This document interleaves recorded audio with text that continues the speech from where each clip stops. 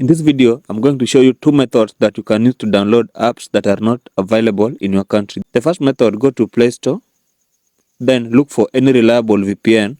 You can look for VPN like Secure VPN. These are very good VPN with good rating.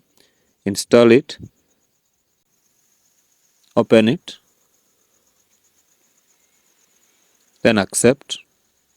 Now you'll see payment plans here, but you don't have to pay. Just click on the X button here and connect. Click OK. Okay, this application will automatically connect to the server. Okay, then click on the home button, go to settings, click apps. Now scroll down and click Google Play Store. Then click storage and cache.